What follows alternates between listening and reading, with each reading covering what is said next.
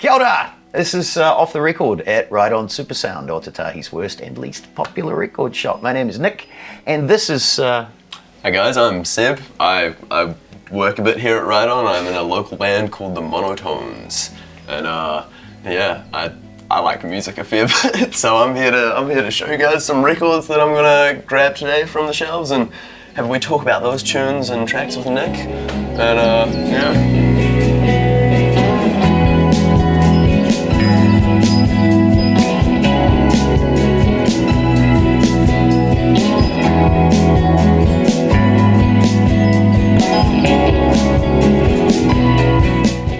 Ooh, some more local stuff. Lunar Intruder. These guys have been around for years now. They put out their first record, I think, last year.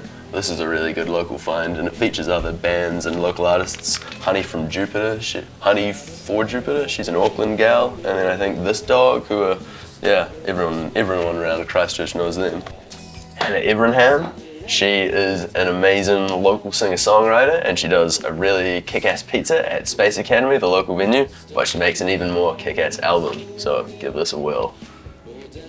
Siempre Tienes Flores. I'm probably saying that terribly wrong, but you can find it. But I think we're coming up for one of my favorite genres, which would be Britpop. It's coming back now that the Gallaghers are back together. Pulp's put out a new album. It's all been pretty wild and Britpop. Oh, Cast. That's a tempting one. I might have to get that today. You don't see this one come around often, but these guys, they're on tour right now, opening for the Oasis reunion. What else is in there? You got some Java. Oh, speaking of the Oasis reunion, Mr. Liam Gallagher's solo record. I think that was his first one, like 2017. But this was his comeback. This was how he came back and is suddenly selling out, Wembley Stadium again. Oh, Nervous Jerk. They're great. That's Tom. He's a local tattoo artist at Absolution. That's where all the cool people get their tattoos done. And Tom, he's done my tattoos. He's a really nice guy, but he's a real badass mother flipper. And these guys, Nervous Jerk, they played, I think, Electric Ave. With Primal Scream, they've done some really good gigs. But this is a record they put out a few years back, and he recently got a bunch of them printed on vinyl. So we just got a new stock of those, but that's a good one. If you're around here, grab some Nervous Jerk. Bruce Springsteen though, that shouldn't be in punk. I might grab that though. Born in the USA. Not a pro-American album though. Very good take. I would have been like 13. I saw the Born in the USA music video on like YouTube, or probably like a Watch Mojo top 10, and went, oh, what's that? Look it up and you see him, and he's in the denim jacket with the Canadian tux, he's got the headband and he's got his yellow butterscotch Telecaster, and I was hooked. I was like, oh, this guy, he's pretty swag. He's pretty alright. Lab Cabin California. This is probably my favorite hip hop album. Yeah, big fan of these guys. Runnin' is on here, I think. She Said, yes. Oh, Something That Means Something. Is Oh Shit on here? I don't know, that might be on their first one. But yeah, this is their second album. Beautiful stuff. 90s at its finest. Alrighty guys, this is Nick the Don, and he is here to take a wee dive through the records that I've picked out with me and have a wee chat about the stack, I guess. You seem to be doing a really good job of introducing yourself, but what do you got, you little weirdo? Alrighty, what are we starting with? A Thunderbirds. Yes! Are you familiar with this stuff? My mum grew up on all this, and she used to buy DVDs from the warehouse of Thunderbirds and Captain Scarlet and all the old puppety little creepy ones. I was more of a Team America fan myself. I mean, this is amazing. It's like autistic soundtrack. British lounge genius Barry Gray. And it is the best like space Gallagher, lounge. All of the Gallagher's look like Thunderbirds. He looks like Noel Gallagher, the wee butler. They got big heads and big eyebrows. Can you see that on the... You should cut that in. Get a wee zoom in on Noel Gallagher. Thunderbirds Christmas picture disc. It's genuinely great, like space age cocktail lounge music. Like I didn't realize it's incredible. it was a Christmas disc. Yeah, so it'll actually come in handy come December. Do you like Christmas music? Oh fuck yeah! I've got the Michael Bublé Christmas album on vinyl at home. He does. Unfortunately, I didn't get the extended cut, so I didn't even get my favorite Michael Bublé Christmas song. Yep, Winter Wonderland. It's on the extended album. Some Japanese double LP. Yep. Maybe we could order it in to the store. Yeah, let's get Michael Bublé's Christmas album, man. I'll be your first customer. But then we got the Black Crowes, Crowology. So if you don't know the Black Crowes, they were like a grungy. They were at the time of grunge, but they were like Alabama, Deep South, Georgia, a lot of blues, a lot of like classic rock, almost Zeppelin-y in some places. And it's like two brothers, kind of like similar to your Nolan Liam dynamic, where there's one genius guitarist, songwriter, and one crazy frontman brother. And they've broken up and gotten back together a million times. But this is a compilation they did in the mid to late 2000s, and it's like a lot of their biggest hits on vinyl. And I think this is meant to have some cool, if you open it up. Oh wow, check it out. Oh yeah. It's got a little pop-up. There we go. So I think there's a crow for each brother. But that's pretty swag. They kind of look like the Black Crowes, don't they? Kind of long hair and beardy. They've based their whole look off me. I get that quite a bit, but I take it as a compliment, you know. So yeah, Chris and Rich Robinson, the Robinson brothers. I think they're the only ones who've stayed in it for 30 years, sort of consistently. But this is a great wee mix. She Talks to Angels, Wiser Time. I mean, all the big hits that you could want. Nice big acoustic versions. It's a fantastic album cover too. Yeah, good stuff. Great typography, that Billy Graham Live at the Fillmore East kind of vibe. Should we get soundtracks? Yes. I mean, it's the.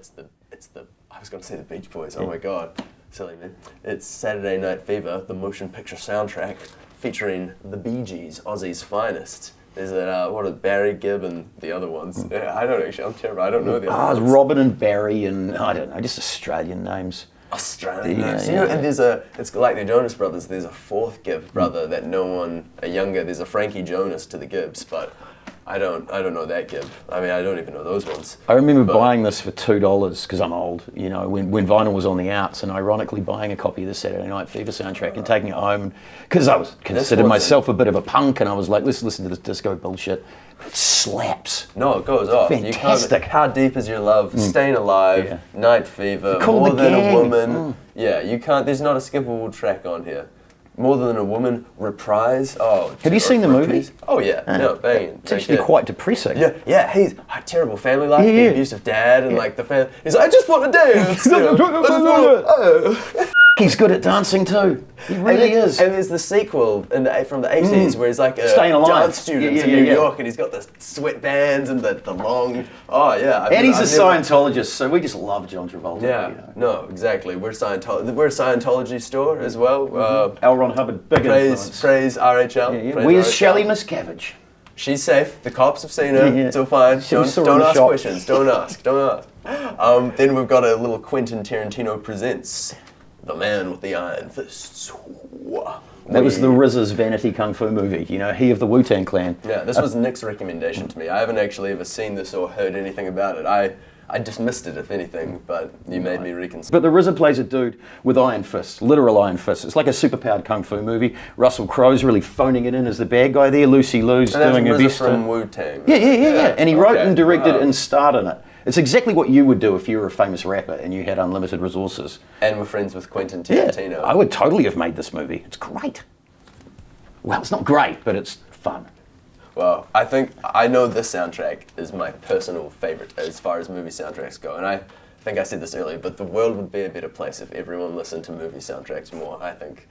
Maybe that sounds a little Wellingtonian of me, but I do believe that. But you can't beat this. It's like what is it, Richard Linklater? No, well, I could name the cast. Cameron Crowe. You're Almost Famous and shit. Before he did Almost Famous, he did this movie called Singles, and he made it in Seattle in the 90s, right before grunge blew up, filmed it all in 1990, Nevermind came out, and the studio then was like, we've got this movie we've made, and it has all the bands like Alice in Chains and Pearl Jam and Soundgarden in the movie playing small roles, but they were just like unknown local musicians at the time, and the director was super into the whole Seattle scene. What songs? Replacements are on there, aren't they? Yeah, no, you've got all the OG, like your... Like Green River or... Paul Westerberg. Oh, yeah. Like Soundgarden again. Mudhoney? Mother Love Bone. Oh, shit. I think Mudhoney's on here. Yeah, Mudhoney, Lovemongerers. Pumpkins again before they'd put Gish out or anything. But you've also got like Jimi Hendrix on here and some really good stuff. Pearl Jam, they wrote State of Love and Trust for this. Yeah, no, Alice in Chains. This was one of the first examples of the American kind of grunge rock thing piercing the mainstream. Yeah, like when that movie got made, it was one of those, let's try and define a generation. And it's got the whole... Matt Dillon. Matt Dillon. Who's your hero? Who's your favourite character in that movie then? Oh, I hate that it is Matt Dillon. Of course it is Matt Dillon. Yeah. He's just so fun. Gesundheit, he's great in that. I love him. Yeah. I'm really surprised you picked that. My long brown hair didn't give that away. When did you discover that movie? How old were you? I was probably like 18, 19. I would have watched Almost Famous and just, looked at his other movies on Google and, fuck Jerry Maguire, I'll go for the other grunge movie. And then, I don't know what this is, but I just really liked the album art. And I think that's always important when buying records to sometimes just take a chance, They say never judge a book by its cover, but always judge a record by its cover. That's a real crucial rule. Because when you've got album art that good, there's no way. Worst case, the music sucks and it's a cool like wall piece, I have people around and I go, oh yeah, check out Break Machine, you guys don't know him? Yeah, neither did I. The Far Side, Lab Cabin in California.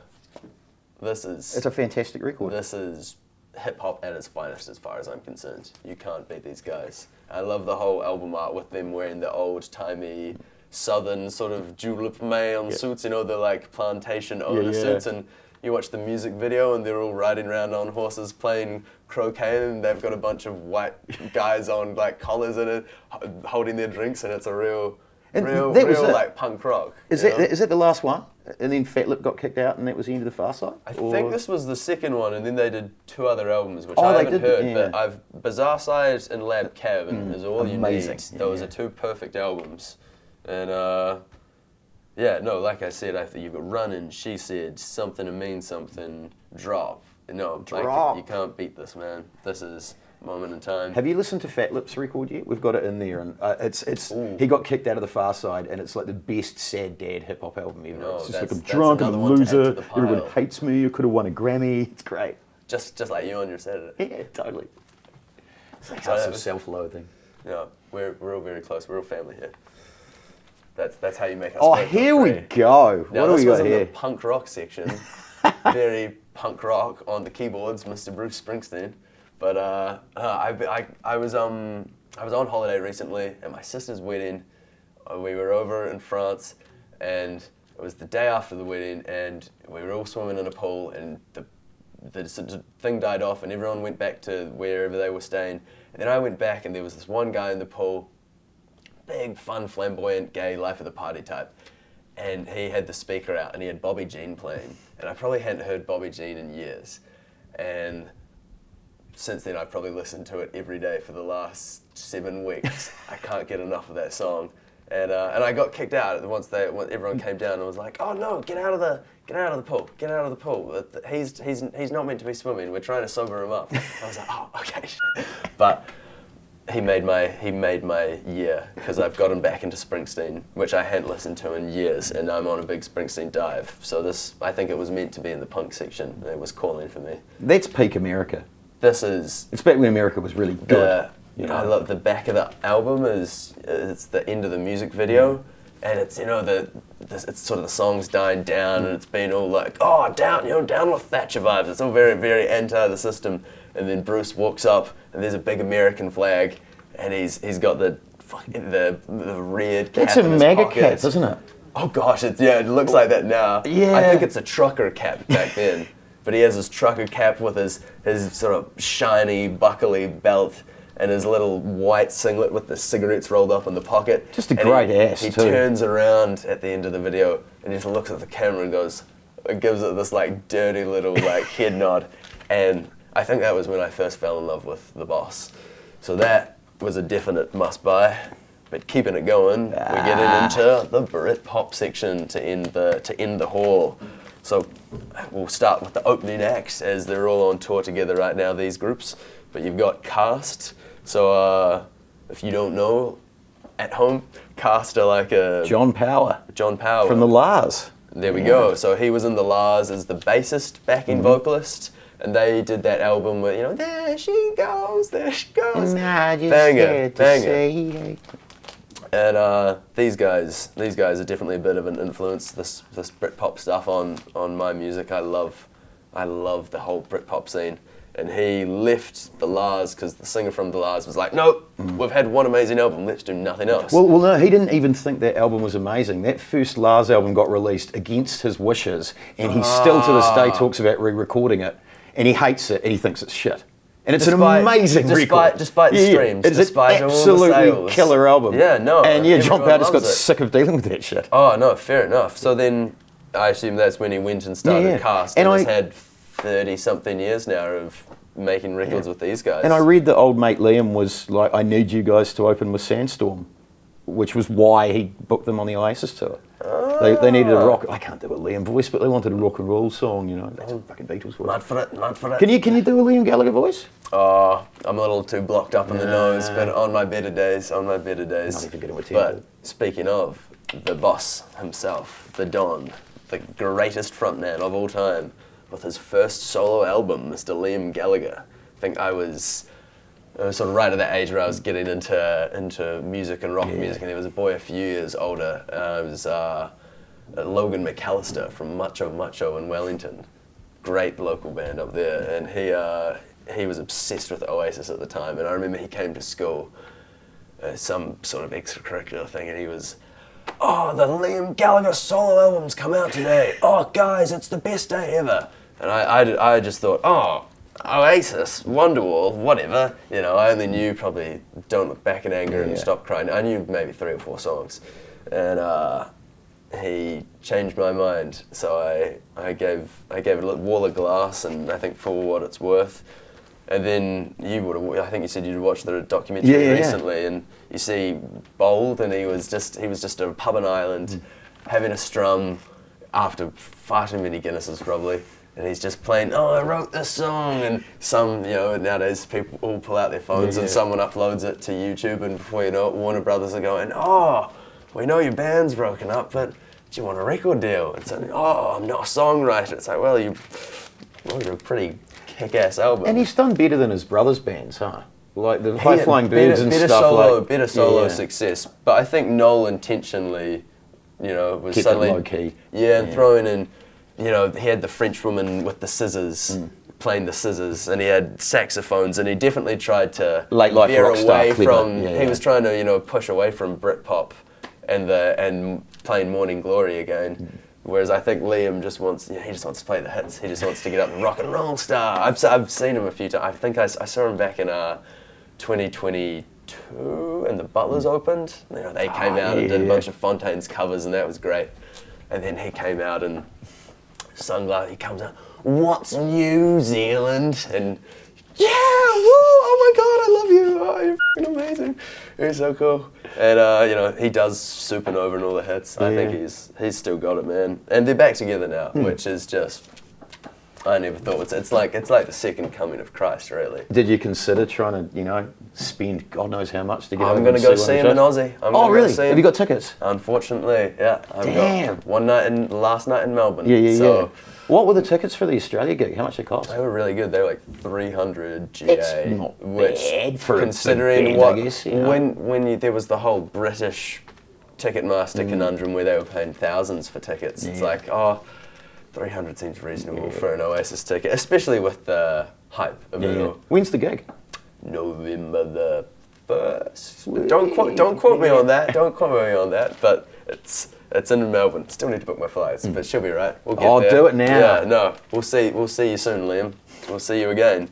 But that is my beautiful little record haul. Not a bad little stick, dude. Right on. Judge away. He's bare his soul. Hit me in the comments. Basic, cringe, but I love them. So we're supposed to ask you about your band. Who's your band? What's your band? So I'm the frontman, singer-songwriter of Monotones, so we're a Christchurch-based band, Ōtautahi down here. And you've made an album. So we have recorded an album over the last, I guess, throughout 2025. Yardbird Records over out in. Oh, that's a great question. Somewhere out of town. Woolston? Not too sure. Yeah, no, out there. Yeah, somewhere out there. In a storage garage or? No, in a man's big shed garage thing. Yeah. And Seb Warren, he's a local mixer, great blues guitarist, drummer, and he mixed us one night and was like, oh, I'd love to record with you guys. So we got some money together and did some recording. So we've put out about 5 songs, and we've got we record coming out later this year, eyeing up a sort of November, December release. You're going to do a physical? Yeah, no. So Johnny Electric, who prints lathe cuts here in Christchurch, he's going to do some 7-inches for us, and we've got cassettes and CDs getting made down south in Dunedin with Subpar Audio. So that's all pretty exciting, pretty fun. But just keen to get out and play songs. For that's always the fun. And get the bass player back, right? Get the new bass player coming. New bass player coming. But who's it going to be? Yeah. You know, Charlie's having to move to America, so we've got a new guy coming on the bass guitar. But yeah, no, I can't say anything too much because it's such a big deal. Oh my God, it's such a people will go crazy. It'll be all throughout the newspapers, so we have to keep it hush-hush. But you ain't going to be playing anytime soon until you've trained up the new people. Yeah, got to get that. We've got to make sure he fits the bill. Got to make sure he looks the part. You know, he can. Oh, right. I say jump, he needs to say how high. Led Zeppelin hair and shit. He's got that mop top, the new guy. So I'm hoping it all works smoothly. There's a certain look. Yeah, no. Well, you need to be pretentious with it. You need to have the haircut and the jacket and the guitar with the gunslinger. Do you feel there's like a fine line between an acceptable level of pretension and an unacceptable level of pretension? Because you've got to present you need to be able yourself. to laugh at yourself. Yeah. Because there are definitely local bands, or just bands in general. Arts people are always pretty good at taking themselves a bit too seriously. Yeah, I know who you're talking about. So it's always good to just remember that you're not reinventing the wheel. You're just a dude playing guitar. I always thought, have you seen that Death in Supermarkets, the Pulp documentary? It's set in Sheffield. It's just beautiful footage of Jarvis Cocker dancing, and you can tell he's doing a fake sexy dance, but he's and he's being ironic about it, but it's also actually a little bit sexy and a little bit rock and roll. That's sort of kind of line you've got. Jarvis can pull it off. Yeah, he's got the look for it. Go for that Jarvis look. Yeah. I don't know. I just think you just know it when you feel it, when you see it, and you know when someone's been awake. You know when it's just like, oh mate, you're just a little bit cringe, Oh. But I think that there's one. I remember one time we were playing at my old flat. We did a Palestine gig where we were charging people to come in on the door, and we raised like $1,000, and we were all really chuffed at the end of it. And then one of the bands had played it. I was walking to the nearby bottle store. And which doesn't sound great, but so we were all going to have a wee drink afterwards, And then some of them were walking off to the Burger King. Where are you guys? And they go, oh, we're just going to the Burger King. It's like, you just played a gig there. It was, you're all punk rock about it with your ripped jeans and your Doc Martens and your buzz cuts and your, free Palestine. And then they bloody go and, oh, one waffle please. And it's like, oh, man, you're really living the whole punk ethos up. Oh, it's hard to draw the line though, because we're kind of trapped in a capitalist society anyway. It's not like we want to run a shop. We'd love to give this shit away rather than sell it, but we can't make it function that way, No, I'm evil. And right on super sound at every airport, you got a franchise. Give me the money. Yeah, that's right. Total fucking sellouts. Okay, Seb, shut up, that's it. We've got to go, but thank you for watching whatever the show is called, brought to you by Right On Super Sound and Seb from the Monotones. And you don't need to know my name, it's not important. Go listen to the Monotones on Spotify. Go follow our Instagram, Monotones 2025. If you're watching this in the future, it's whatever year that will be. Monotones 2027, 2028, who knows? But like and subscribe!